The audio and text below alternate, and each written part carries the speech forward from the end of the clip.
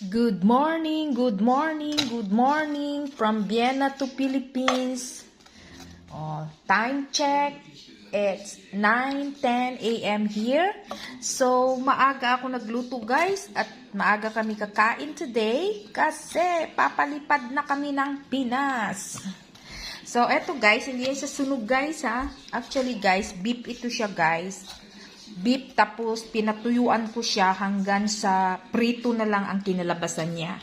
So, ito ang aming breakfast for today. Kakain kami ngayon guys ng rice kasi ang flight namin para safety yung tiyan natin, hindi tayo magugutom. So, kaya nagluto ako ng beef. Ito, aywan ko anong tawag dyan, basta beef. And then, ito naman guys ay asparagus sauce. No, it's not asparagus soup. Soup asparagus. And of course, rice is like babu.